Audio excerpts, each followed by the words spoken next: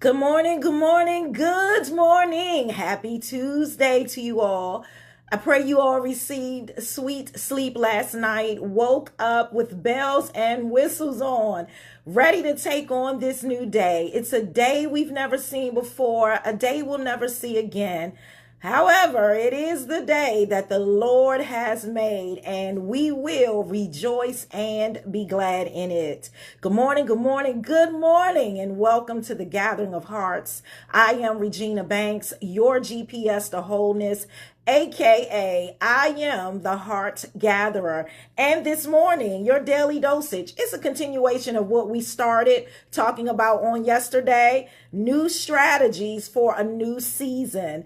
New strategies for a new season. And we're on part 2 today. So yesterday, we established we've got to make necessary changes in this new season, right? Old methods will not work in this new season that we're in.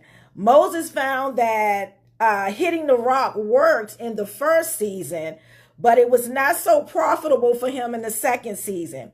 Now, since we're talking about Moses, let's just stay right there and park right here on Moses, because Moses is a good example for what we're talking about. So Moses, when he used the staff, Moses' staff, it was a symbol of God's authority. It was a symbol of God's power. Throughout his leadership, meaning Moses, throughout his leadership, God used that staff in miraculous ways, right? He used it for his calling. When God first called Moses, you all remember this, he turned his staff into a serpent and then back to show his power. In his deliverance, and I'm in Exodus 7 now, that was Exodus 4. In deliverance, Moses used the staff to initiate plagues in Egypt and to ultimately part the Red Sea. And then for provision, still in Exodus 17, God commanded Moses to strike the rock with his staff to provide power. Then in victory, still Exodus 17, in the battle against Amalek, Moses lifted his staff, and as long as it was raised, Israel prevailed. Moses' tool was the staff, which symbolized God fighting for Israel.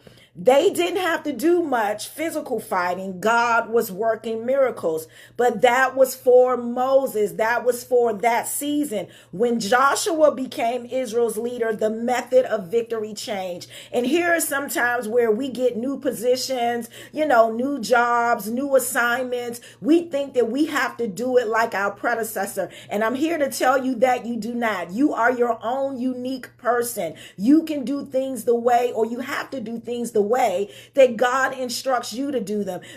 Even as children, as adult children, we tend to continue to do things the way mom and grandma did, and we don't even have an explanation as to why. I remember hearing a funny story about how somebody was cooking something, and the question was, why do we use this size pot when it really doesn't fit, and you have to cut this off and cut that off? And I don't know, grandma did. You go ask grandma, grandma's like, that was simple. The pot wasn't big enough. If I had a bigger pot, I would not have cut off all of that meat. But nobody ever asks why. And so here is why you've got to learn to do things the way God has instructed you to do it, not how you've seen it done in the past, not how it was done before, but how he's going to use you to do this new thing that he said he's doing. So when Joshua became Israel's leader, the method of victory changed. It was a new season that required a new strategy. I'm going to say that again. It was a new season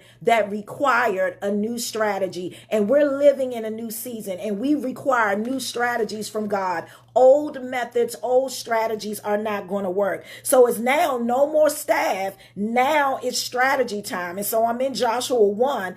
God tells Joshua, to be courageous, to be strong, because he will lead the people to fight and take possession of the land. You all know what it is. Don't forget what I told you. And here's the thing. We got to remember what God has told us to do. Not saying we're going to push out the things that mama and grandma and them said. No, but it's a new season, and God is giving us new instructions. We're not our moms. We're not our dads. We're not our grandmoms. We're not our granddads. They lived in a totally different time period than we're living in now. They didn't experience all of the things that we're experiencing now. They didn't have all of the technology that we have now. So God is saying this, just like I led them, I'm going to lead you, but you've got to follow my instructions. You've got to be obedient to what I'm telling you to do. So he says, don't forget what I told you. Don't be afraid. Don't,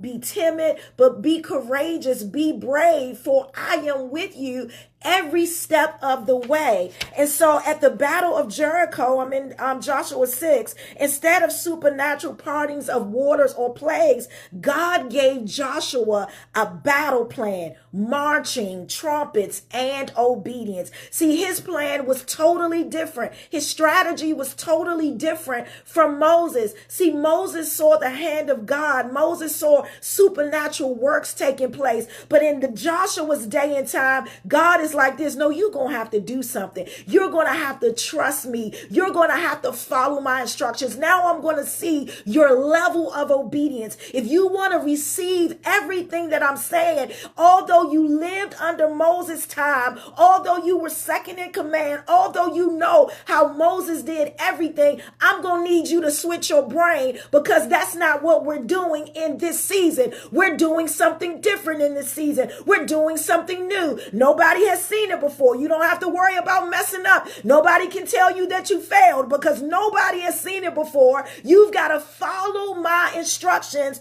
to the T. So in Joshua 10 through 12, when they're conquering the land, Joshua led Israel in multiple military campaigns, defeating kings and claiming the promised land. The Israelites had to physically fight for what God promised. And that's where we are in this day and time. We got to physically fight for what we want. We've got to stand on faith. We got to stand on the principles of God. And we've got to fight with our supernatural power. We've got to use our heavenly language. We've got to use praise. We've got to use worship. We've got to use prayer. We've got to use communion. We've got to fight for what we know belongs to us. The transition was complete in this. There were no more miracles from the staff. That period, those strategies, that was gone. Now their victories came through obedience, strategies, and warfare. So Moses' seasons was about deliverance. It was about supernatural provision. God did the work and Israel had to trust. But in Joshua's season, it was about possession and fighting for the promise. I've told you about it, but now you got to go fight for it. So Israel had to participate in the battles to claim what was theirs. See, Moses was using the staff and he was doing it, the supernatural thing for everybody. He parted the Red Sea. Everybody got the cross. But now Joshua, everybody had to participate. Everybody had to walk around the building so that the walls of Jericho would fall down. Everybody had to get involved. And so the shift is important, because some people want to keep on using the staff when God is calling them to pick up a sword like he did with David. Remember, David knew, listen, this fight right here, I'm going to need to get up close and personal. I can't use the sling. I'm going to need a sword where I can just cut his head off. And I got to be up close and personal to do that. See, when I'm in the spirit, when I am a child of God, when my discernment is on 100, I know which weapon to pull out. I know when it's time to change. If you drive a shift stick car, you know when it's time to shift into another gear. You know that if I stay in this gear, this isn't going to work. This isn't going to get me up the hill. But when I pat those pedals down there, using the right and the left foot and then shifting, I know then I can get up this hill. I've got to participate, versus somebody that drives an automatic. The car automatically does it for you and you don't have to do all of that. But you've got to know when to switch gears. You've got to know when to switch your weapon. Listen, the staff represented dependence on miracles, but the sword represented active participation in God's plan. You got to get involved in what God is calling you to do. The strategy that he is giving you, only you can work it. Nobody else can work it, because this strategy is based on where you've been, where you are, and where God is taking you. I'm going to say that again. This strategy that you have now is It's based on where you've been, where you are now, and where you're going. Nobody else can do it. God is going to give you players in some steps where you're going to need some assistance, but the assistance can't help if you're not doing what God called you to do. I'm going to say that again. The assistance can't help if you're not doing what God called you to do. So I'm asking you, I'm going to close this session out, this dosage out. What tool is God calling you to pick up in this season? And what tool has he already told you, girl, if you don't put that thing down, man, if you don't get rid of that, are you still trying to use a staff when you need a sword? Are you holding on to an old method when God wants you to step into something new? Don't be afraid. Remember, he said, don't forget what I told you. Be brave, be courageous. Don't be afraid to put down what worked in the past if God is calling you to pick up something different so that your tomorrow, your future can be greater.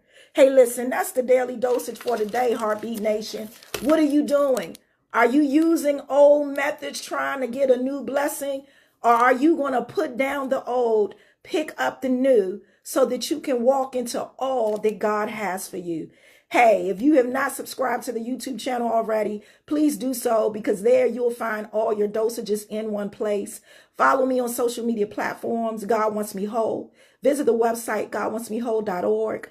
You know how we do this thing. Come on, let's say it together. Say, God wants me whole. And I am. Again, I'm Regina Banks, your GPS to wholeness, AKA I am the Hearts Gatherer. I love you guys a bunch. Go out there, have a amazing day. Look out for falling blessings, because they are falling all around you. And I'll see you right back here tomorrow morning at 7:30 a.m. with a fresh dosage from heaven on new strategies for a new season. I love you guys.